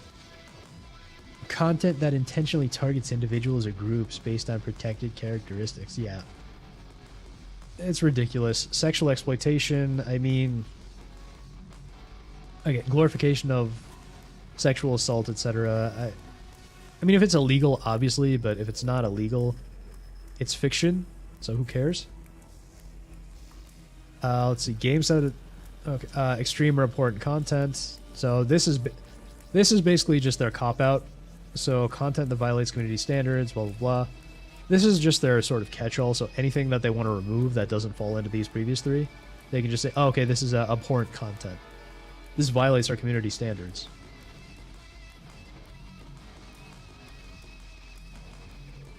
So these are the games that were removed so far. 177, Custer's Revenge, which are old games. Custer's Revenge is fairly famous for being weird. And there's not really even a whole lot to see in Custer's Revenge, like it's on the Atari 2600. They removed Pokemon Clover and Pokemon Periwinkle, which are the main ones we're talking about. And then there's these, which I believe are illegal for various reasons. So the Guy game, Lolita Syndrome, My Lolita. Let's see. They claim our aim is not to censor, which is a complete lie. Complete 100% lie. Yeah, just be patient and wait it out. Wobbly says, yeah, those three are illegal. Yep. Yeah, that makes sense. I know the Guy game is legal because they had like an underage girl in there by accident. Dude says a true lover did kill Kirk. Oh boy, dude, you're gonna get me off into a conspiracy theory tangent here. Because I don't think he actually did it. I think he's just kind of the useful idiot that they're using for it. And I think someone else probably actually got him. Someone else actually killed Kirk. But yeah, I don't want to go into all the conspiracy theories right now. Whew. Yeah. But yeah. Anyway, so here's something very interesting. They say, were there threats against RetroAchievements staff? And this claims, no direct threats have been confirmed at this time, and any that might arise would not alter the decisions above. So, listen to that. No direct threats have been confirmed at this time. So remember that. Remember that. So this guy, let's see. There we go. So this developer, who I believe someone in here mentioned is the one who developed the... This is the guy that was working on the Pokemon Clover achievement set to begin with. Temojin. So he says, were there threats against RA staff? No direct threats were confirmed at this time. And so Temojin says, I would like to state that Scott did in fact tell me that staff members were being threatened. This is part of why I dropped the claim. I thought it was an emergency situation. He also told Telly, who is the developer we'll talk about in a little bit, Telly that he was being threatened and he was at risk of being doxxed. Telly has publicly explained this already. I feel this has to be stated because this point is simply misleading. It makes it sound like this never happened because nothing was confirmed. It makes it sound like Telly's explanation wasn't true, which is harmful to his reputation. But the truth is, we were both told that staff members were being threatened. In other words, Scott here, and in other words, he's just being incredibly vague here. This Scott guy, the owner, is basically lying now and saying that they weren't threatened by Troons, even though they were. And I do have some information from Telly himself. So, when all this came through, Telly, who is a... he was a major presence on the site, doing a lot of development. And this is the main guy, I believe Wobbly mentioned, was working on Wii achievement support. So he posted a statement on their Discord, which was, of course, deleted by their gay Discord Jannies. But we have a text archive here. And I just want to just give credit where credit is due. A lot of this information I'm getting is coming from Kiwi Farms, but I'm nervous to show Kiwi Farms on stream just because Kiwi Farms is a bit of a doxing site. And so I want to be careful not to dox anybody.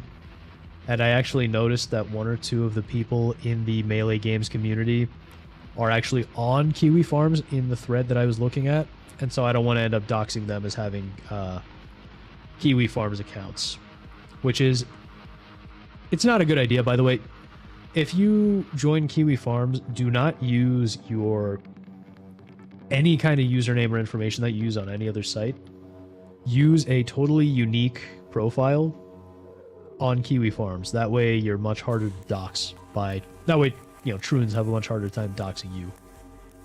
So that's just my 2 cents. Yep, that's the guy. Yep, okay. So I am right about Telly. So, Telly says, I'm getting this out of the way since I'm already getting DMs about my disappearance. I left the admin moderation teams and have temporarily left the Discord servers. I cannot support caving into an idiotic vocal minority over doxing, harassment, threats, etc., instead of outright banning them or fighting back.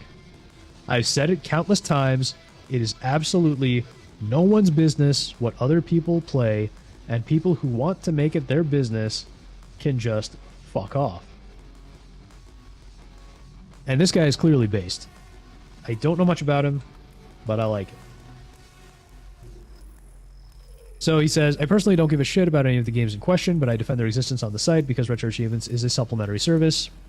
The implication and accusations that we're supportive of rape, racism, etc. over allowing games that include such things is fucking absurd, and I think is impossible to take seriously. If it's not those things, it'll be something else. The likelihood of a domino effect and ass-kissing is something that I'll have no part of, so good luck with that mess.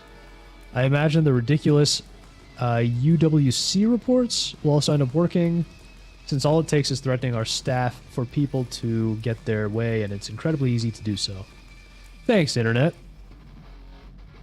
I'll continue doing hash management and maintaining RA patches if allowed, but I believe that will be at the extent of what I do. Who knows how long that'll last, though, and I think continuing as a developer is up in the air at the moment, but that could fizzle out and leave no point to me contributing altogether. In the meantime, I'll need the others to take over some other stuff. I'll be in touch soon. For now, I'm taking a break from dealing with anyone. So understandable. Now, for me, I would just quit entirely. I wouldn't even bother doing all this other stuff, but yeah, that's me. So yeah, this poor guy, clearly he was getting harassed and threatened. And he said, don't back down. But clearly the founder of the site is a Troon sympathizer. So, yeah, dude says, Kiwi Farms may also dox you if they decide to turn on you. They are the community equivalent of the One Ring. Yeah, absolutely. It is a very fickle site. It is a very fickle site. So, on Telly's own user wall, there were a couple of statements as well. So here, it says, thanks folks, I thought the I Stand With Telly thing on Discord was funny, but I didn't think it was actually going to start being a thing. I was trying to think of options where everybody wins, but I was busy when the shit show started and couldn't come in until the backpedaling, so I felt like I was too late to do anything meaningful. From what I can tell, most of the admins and mods agree with me, but their hands are tied due to being vetoed by the owner and founder of RetroAchievements. Nothing against Scott. I think his decision to backpedal what the others agreed on was made in a panic over the harassment threats he was subjected to. It's pretty much common knowledge that he has been admittedly hands off the project for the better part of a decade, and I don't think he realized how disruptive his decision was going to be, considering how much the site has grown over the years. He left us in charge of handling and shaping RetroAchievements. If the idiots that threatened him were actually involved with the site, they would know this. The shit that happened was ultimately the result of internet terrorism succeeding, which it obviously shouldn't have. The option for people to completely block, and this is what we really should have. The option for people to completely block certain games from showing up anywhere for them was being discussed, but I left before that conversation went anywhere. I guess it would be similar to how Steam handles it. I don't know if it ended up being on the table, but I personally think it's the only everybody wins solution to this problem, and I believe everybody should be pushing for that so we can try to resolve this. And that's exactly what I was saying, is you should have a block option for games that you don't want to see, but for people who do want it, it should be left alone. It should feel like a community decision. I think there would be too much backlash to drop otherwise, so if people actually want to help, I think they should be encouraging Scott and RetroAchievement admin to head in that direction instead of this attempt of content curation to pacify a bunch of assholes that we'll probably never see again anyway. And again, he's absolutely right. And he had a couple more responses here. He said, a bunch of people think I left/quit, but never said I was going to. All I did was step down from admin moderation and started breaking Discord.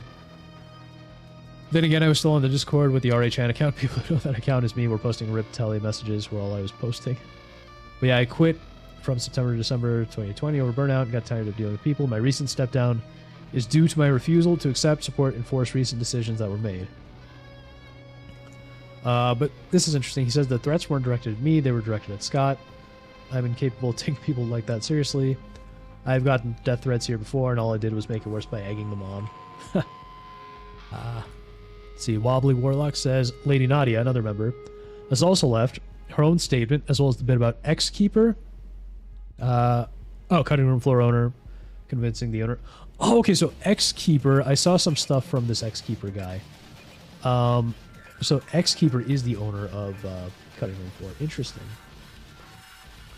Yeah, so let's go here, and I'll show you Telly's user profile. So there's been a lot of activity here. There's been a lot of activity here.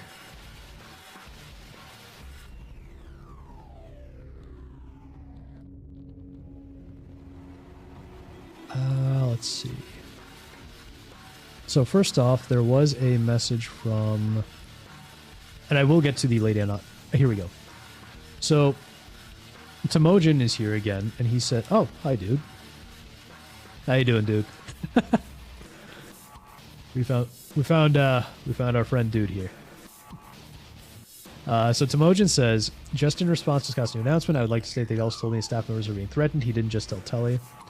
This is part of why I dropped the claim. Okay. And this is just a rehash of what he said here. We were both told staff members were being threatened, and Telly was told that Scott was at risk of being doxxed. I will continue to appeal the ban in the future. I believe this decision is too one-sided, and a compromise is needed for such a polarizing and divisive issue in the community. Fair enough. Right. Oh yeah, and of course, this topic got locked again. Because of course they did. They lock anything where they might see disagreement. Yep, I've said a few things on Tully's user wall. Okay, nice, yeah. Well, dude, I know you're based because we hang out on the community. And Tully here responds a little bit. I don't think the situation is going to be resolved anytime soon, which is true. I've seen a lot of shit shows over the years. It's bleak right now, but I think we'll get past it. Meantime, I'm planning to set up a side server. Since advertising would be a big no-no, I'll probably send invites. Okay, that's nice. We need a better place to communicate. That's very nice.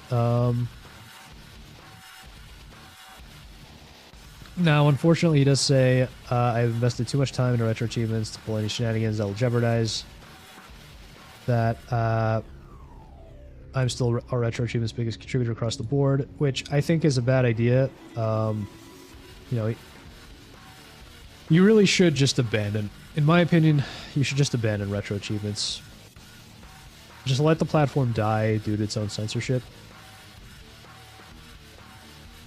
Yeah, this guy's spot on here. The slippery slope argument is not a fallacy when it comes to censorship.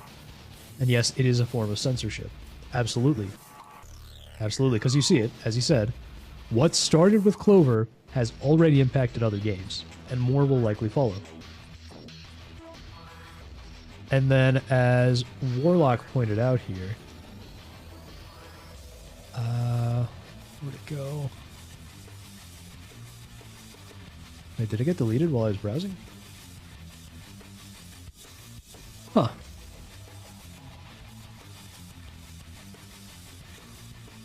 Oh, here we go. So this lady Nadia, who was a developer, another member, sorry. So she says she's appalled by the announcement and how they completely denied any threats happened. That is such an obvious lie when I definitely saw him publicly posted in one of the now nuked threads. I don't feel comfortable contributing in a community where gaslighting is going to happen, people can harass, threaten, and get their way, and harassers walk away with a slap on the wrist. I don't care about certain games getting banned, even though I'm very against censorship and feel it only draws more attention. That's fine. Yeah, I'm not sure if I wish to continue to contribute to RetroAchievements. Yeah, I can agree with that. I can fully agree with that. And she's not the only developer either. So I have another archive here. Let's see. Another archive, and yes, this is Blue Sky, so I know, but...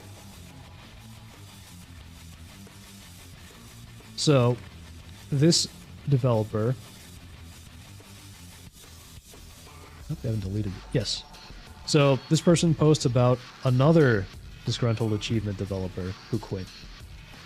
So this guy says, shy this. He says, been working on quietly on sets for just over 200 games, totaling near 3,000 achievements. Based on this BS, I've decided to cease development, delete all work and backups, as well as my account. And this guy's account says it joined in 2016, so it's clearly been around a long time. So the staff of this website have shown that they're very willing to throw out hours and hours of work because of whining from less than 50 people. What is the point of putting any effort into creating achievements when staff can just destroy it all on a whim based on whining from people that, one, were never going to play it, and two, have absolutely zero problem with thousands of games on here that feature rape, murder, theft, incest, pedophilia, etc.? Absolutely. And so, yeah, he says, there's no point in contributing to the site when any second anything you do could be undone and banned on a whim. Been working on these for just over 2 years. Many are for highly requested games, so the admins have made it clear this is no longer a site worth putting effort into. Recommended it to literally thousands of people through my YouTube. Can no longer do so in good faith. Wow, what's next? Ban achievements for Metal Gear because it glorifies government cover-ups. Ban Tomb Raider for glorifying colonization. Where does it end? I'll be deleting my account ASAP and saying goodbye to the site. It's simply not worth interacting with anymore. And this guy followed through. So if I go to his user profile, it's gone. It's gone. It's not found. So another guy deleted his account right there. Wobbly Warlock says, the problem is that sometimes I put in more effort than official devs, like the Yu-Gi-Oh! Early Days collection, 1 achievement per game or so compared to 40 in one game, so a lot of users won't be willing to leave. Yeah, I understand that. I understand if you're really into the achievements, but I mean, I'm saying as a developer, not even necessarily as like a user of the achievements, but as a developer, personally, I would say take the route of that shy this guy. Just stop. Just stop contributing. Don't support a platform that hates you. Yeah, exactly, Fractured. RetroAchievements is crashing and burning due to trannies. And that is why the thumbnail for this stream was a giant dumpster fire with RetroAchievements and Discord in it. The only thing it was missing was a tranny flag. But I put that in the stream title. Well, I put the gay flag because the tranny flag doesn't always render where it's supposed to. And by the way, I want to point something out here. In spite of the games that were deleted, this game still exists with all its achievement sets. And I am absolutely not saying that I want it banned, but it's curious that this exists. Dude says this entire project is open source, so it can easily get forked. Interesting. I wonder what the license would be on that. Because, so if the site is... I don't know how the... they have 2 codes of conduct. That is super gay. Okay, here they have a GitHub.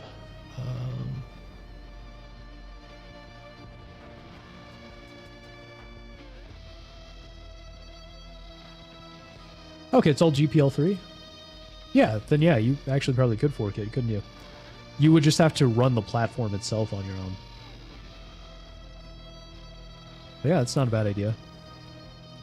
Yeah, so this game exists. This game is still around. And what this game effectively is it's a grooming simulator.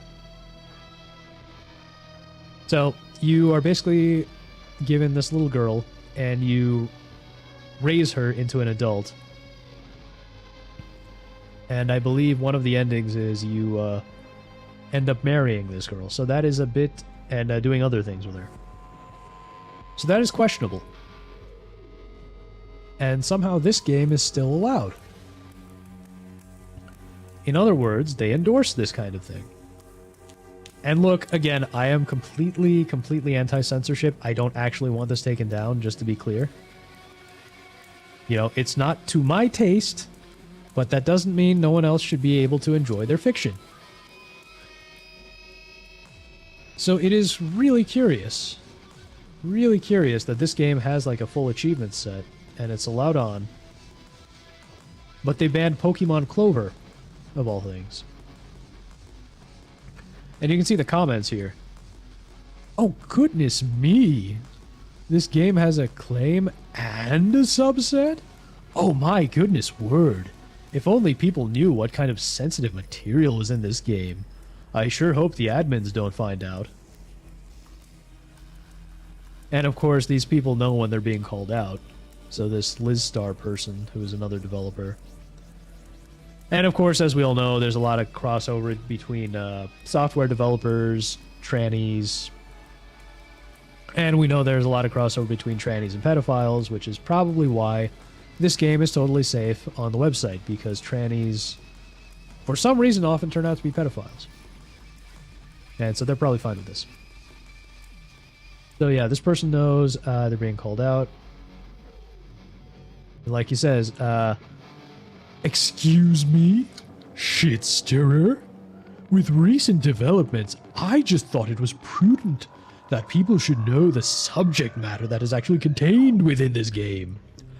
I mean, there are imagery of extremely underage princesses in this game. And let's not even talk about some of the endings. Does Retro Achievement endorse these things? Should I really name the extreme things that lie in within? Is that annoying? Yeah. Yeah, this got mentioned in the forums thread. Yeah, I think so. I think I saw that. There is a weird correlation, Fractured, isn't it? Isn't there? Well, imagine my shock. Curious. Curious. Let's see here. So we got that. Yeah, and so this stuff still exists. Oh, I didn't even see the comment here. This entire thing has been an absolute embarrassment by the site runners and community, bunch of insane people. That might be the best summary of this entire situation I've seen. And by the way, beyond this, I did want to point out something interesting here. So if you look at the Patreon for the site, as Dude so kindly pointed out, he dropped his Patreon subscription, and he is not the only one. So if you look at this, if you look at their Patreon subscriptions, and this only lets me drill down into 1 month, as far as I can tell. But if you look here, from around the time they announced it, they've gone from 899 paid members to 854. Now that number's increased and gone up and down, 867 now. But that clearly means that people have gotten upset and dropped their Patreon subscriptions. It's not a huge amount, but it is a decent amount of people who have quit. Like our friend Dude here. So, it is affecting the site. There is a problem here. So, and Retro Achievements, if it keeps going down this route, I think they're only going to see more of this happening. And while I was while I was browsing through the Kiwi Farms thread, somebody found an interesting post on the Discord from Melee K's alt account. So, Melee K's alt account here posts, "How long has this been going on for, LMAO? 8 hours ago I was having some me time with my sweethearts, spoiler picture, as I like to do every Friday." And this is the spoiler picture. So, I can't believe Melee K is so involved with this, but I guess this does explain what she was singing on the Gifted Games Gallery last week. Just to be clear, by the way, I'm shitposting this is not actually Melee K, but you should absolutely give her a hard time about it because it's really funny. Yeah, that just made me laugh. Yeah. Oh no. Yeah. Yeah. Time to turn to lurker mode. All right, well, thanks for hanging out in chat, dude. Always appreciated that. Dare you lie? Oh, could you? Yeah. Well, I can always play your favorite song, Fractured. Yeah, Fracture's over here thinking. Can't believe I shaved my dick for this.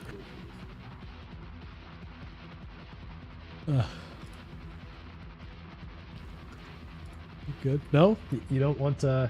We're breaking the law. Breaking the. You don't want that. Yeah. So Retro Achievements is basically going down the toilet. They have completely bombarded user trust here. They've shown that they are willing to censor not only the achievement sets and games themselves. I have to remember who I'm being snarky with. Oh yeah. Oh, I got clips all over the place, man. I got so many clips. But yeah, so Retro Achievements has shown that they are absolutely no longer a trustworthy platform. They are completely willing to censor not only the games themselves with the achievement sets, but they're also willing to censor comments. They're willing to come out and lie about what's going on, like this situation here where they lied about the threats. They're willing to nuke comment sections, and yet they're willing to keep things like this up, which seem to contradict a lot of what they're talking about. So yeah, the Retro Achievements drama is very, very disturbing, and I don't have confirmation, but supposedly they have been banning users as well, simply for complaining about this. So yeah, this site is going downhill fast. And yeah, Warlock says hopefully a better alternative pops up. I would hope so. I don't know though. I don't have a lot of faith because there are two problems even if the code is open source. One is you would have to have hosting. That is one of the big things. You need a way to host all of this information. You need a way to host all the information for the platform, which is, I mean, basically you have to have someone willing to pay for all that, right? The second problem is you would need to actually get the users to migrate over because their old achievements are still sitting on this platform, and I don't know if there would be an easy way to get them out. Because the platform might be open source, but I'm guessing that the user data is not publicly available in, like, the user database is not publicly available. So you have two issues there. Oof. Yep. Yeah, hosting is the big problem. And also, yeah, and I forgot about this one too, and you're absolutely right, Fractured. Hosting is a big problem, and also Retro Achievements is tied into a lot of emulators for support. So, I don't know exactly how it works. There may be some way to simply swap out a URL and be done with it. But yes, if it's like hard-coded into the emulator, you might have to make a fork of the emulator or download the source code or whatever it may be, and go in and manually modify that and then recompile the entire emulator, which most people are just not willing to do. So, yeah, it is torpedoing itself. It is a complete mess. And I hate to say it, but I hope to see it collapse. Because this is what happens when you don't gatekeep your hobbies. Because, and I think I might have showed this the other day. Let's see. 600, there we go. So, go away. So, if you're not familiar with this comic, Degradation of a Fanbase / Hobby, this is pretty much what has happened and what always happens with any hobby, by the way. This happened with comics, it happened with Star Wars, it happened with it's happening with Warhammer, it looks like. We're seeing the beginnings of it happening in anime, and now it's happened to Retro Achievements.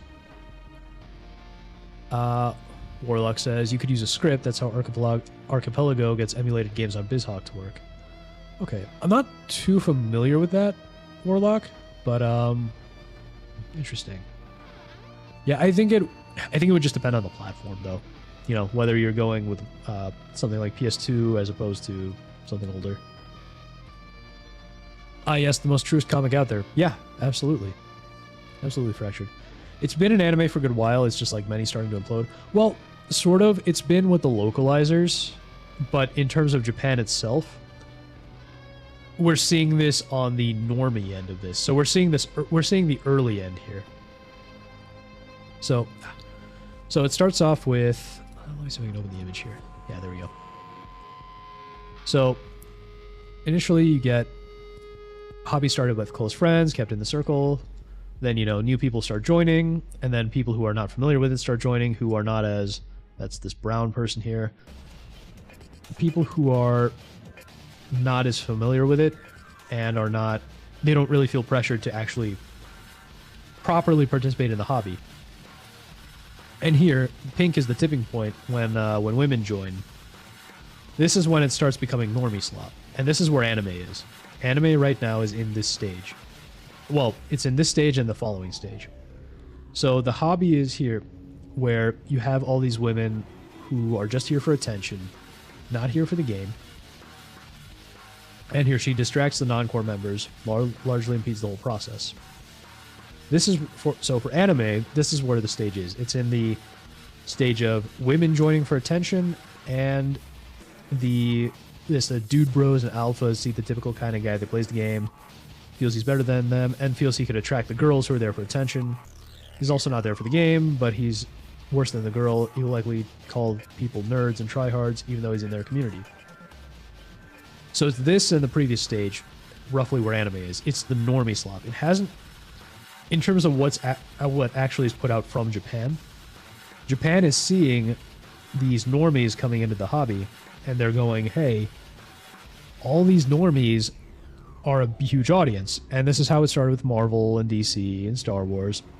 The companies that run these things think, hey, we have a huge mass audience potential here. We can make so much money if we just start catering to normies. And so they cater to the normies here. And so the hobby starts dying. And these are the stages where it becomes ripe for tranny takeover. So the truants will show up, and then everything gets completely butchered. Completely and absolutely butchered. And then everyone who originally loved the hobby will have to quit and go make up their own hobby. And so this is where anime is going, and where Marvel, DC, Star Wars, everything else kind of is.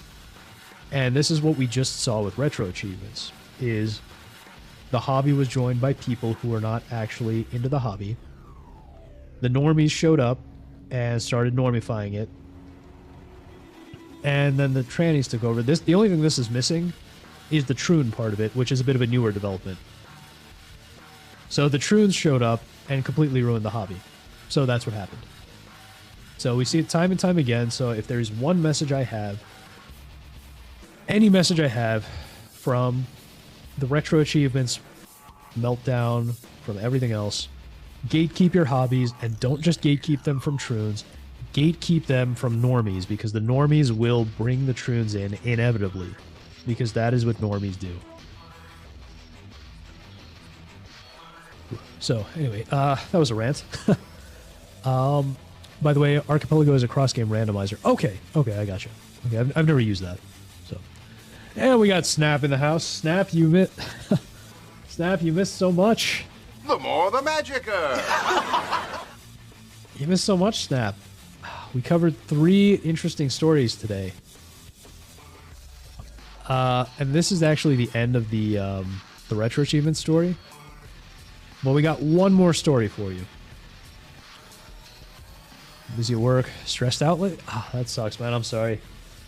I hope things get a little easier for you. Well, maybe this will make you feel a little better. Got it? Okay. Now fuck off. I don't have any clips of her saying anything nice, but you know. Unwinding, good. Glad you're unwinding a little bit.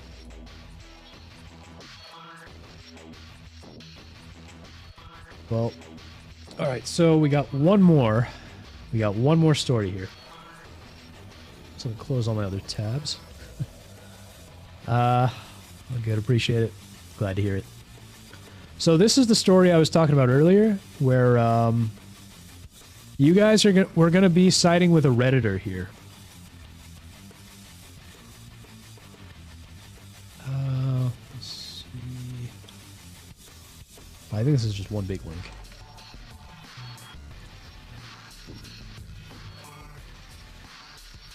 What? Oh, okay, no, it is two different links. I don't know why that... Oh, okay, I got it. So there are two articles here, and one of them is from one of our favorite sites here, Polygon. I don't want to side with the Redditor, dang it. Well, we'll see. So, Polygon.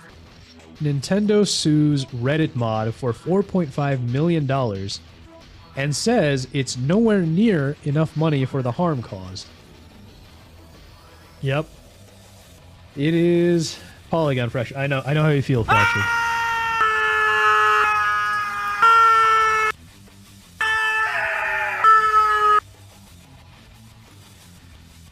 But yes, we are using Polygon for the initial story.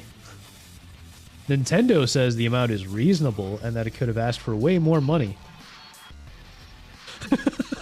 I know that feeling. You're walking it off helps out a lot. Oh, you're talking to Fractured. I thought you were talking about the feeling of reading Polygon. So, in short, here's what happened. So there is a Reddit mod on a Nintendo Switch piracy subreddit. Or former mod. He is no longer a mod there. LOL that too. So this mod, well, so you know, it's a site, as it says, the subreddit encourages fans to support the favorite developers financially, but anyone who frequents it could, in theory, find piracy resources on how to illicitly obtain games for the Nintendo Portable. So this guy, known as Archbox, real name James Williams. So Nintendo is accusing him of quote-unquote copying, distributing, and promoting Nintendo Switch piracy to a wide audience. And so they're seeking $4.5 million in damages from Williams. Now, of course, the number is somewhat speculative. Nintendo is not arguing that the company suffered $4.5 million in losses. Rather, it arrived at that number by looking at similar cases. So it's just making up numbers, basically. Mainly with the Doom 2016 gameplay, but don't let me derail your stream.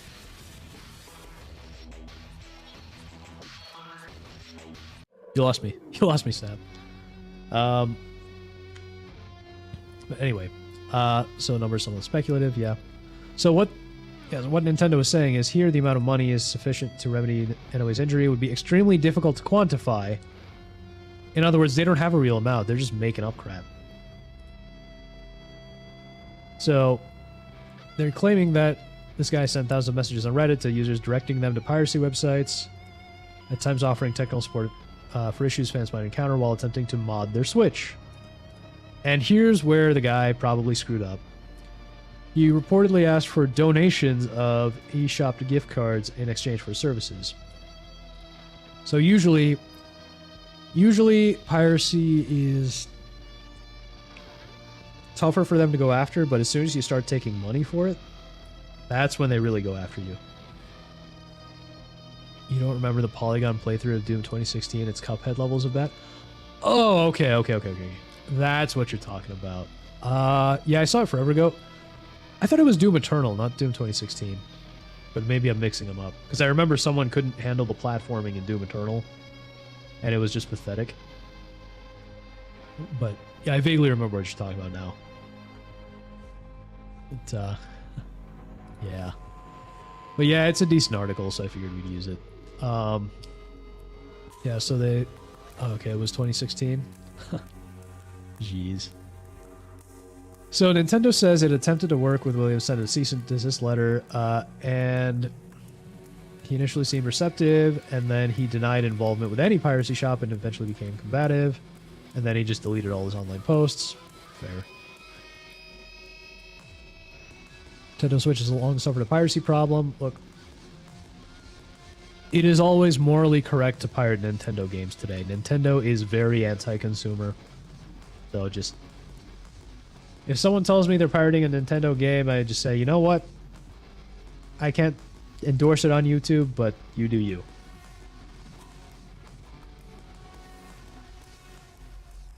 So...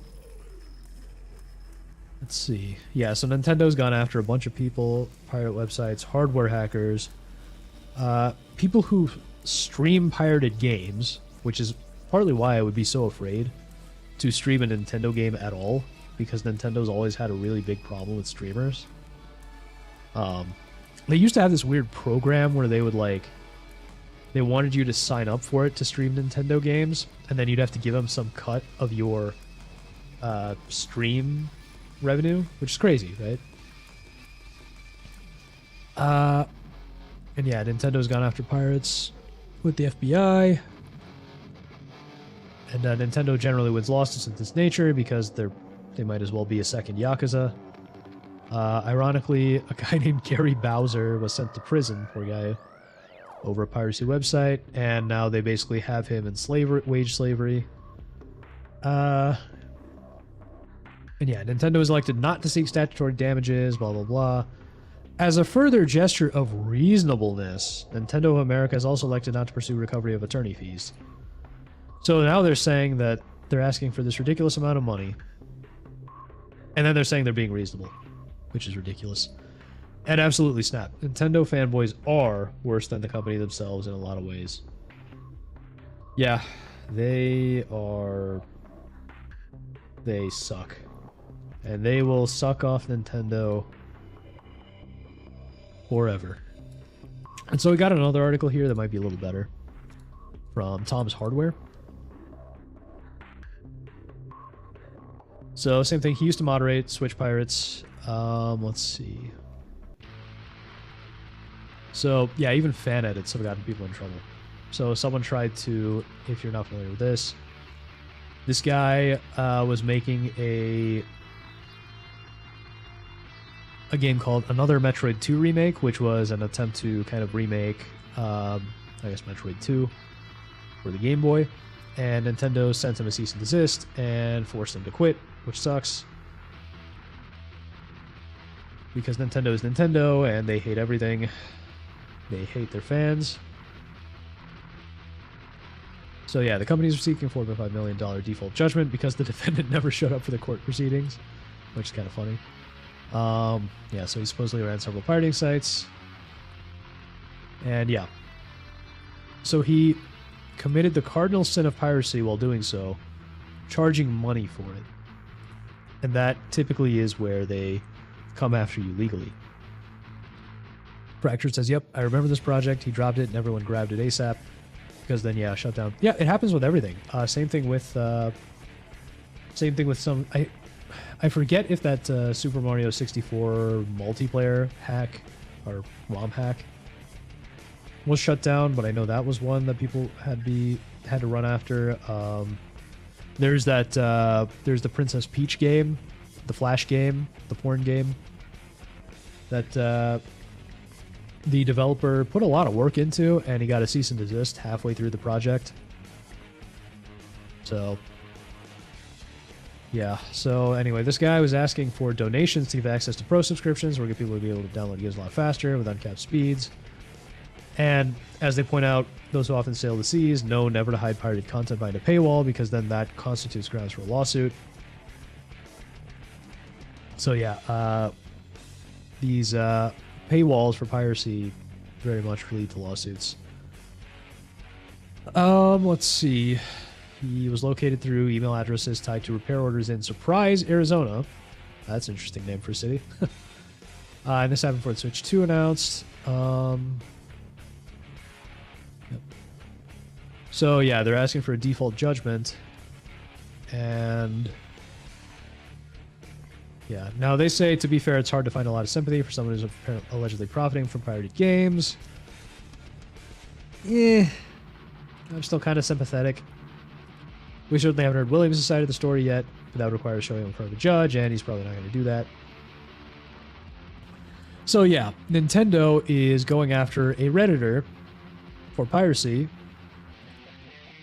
Yep, exactly, Snap. Crazy how Nintendo is spending a lot of resources to fight piracy instead of actually making decent games, because I believe the Switch 2 still only has 2 games. So yeah. So chat, are you on the side of the Redditor? Or are you on the side of Nintendo? Because as sad as it is, I gotta say, for once, I gotta support the Redditor.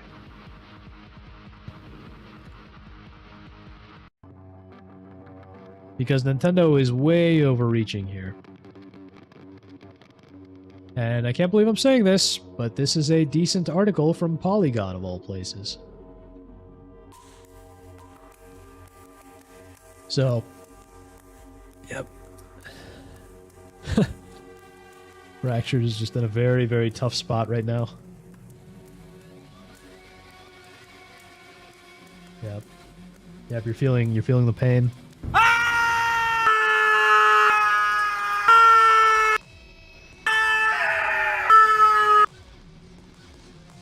So, yep, that is and I think that is our final story for today.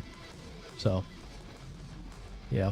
Unfortunately, this guy, Nintendo is probably going to just put this guy into slavery like they do with a lot of other people. So, on that happy note, I think that is actually going to wrap up for today's stream because, as I said, I do have to be somewhere a little later. And for those of you who joined a little later, I will once again reiterate. This month's streams are going to be a little bit weird. So, again, like today, there's no gameplay today. Next week, just depending on how much React stuff we have, either there will be no gameplay or there will be no React segment. Because that is going to be another short stream, because next week I am going to be on Nerdy Neo's Top 5 stream that evening. And then the week after, I am going to be out of town visiting my sister, so I don't know if there will be a stream that week, because I'll have a lot of preparation to do for the travel. But yeah, so that is the next couple of weeks. We got, let's see. Snap says, if that's the question, the Redditor is the lesser of two evils. Yep, exactly. I agree with you there. All good. Sucks couldn't join the stream earlier live. I know, man. I wish you could have. Always love it. Always love having you here. Have a good one, though. Well, you have a good one, too, Frank. Snap. Of course, I gotta play this. Oh, and one more thing, fucker. Before I go, don't forget to like and subscribe.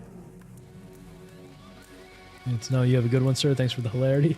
Well, thank you for being here, Fractured. Always appreciate having you around. Always a good time.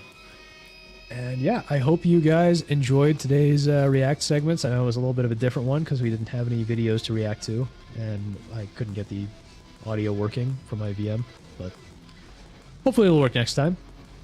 And I will see all of you wonderful people next week. Have a lovely evening, guys.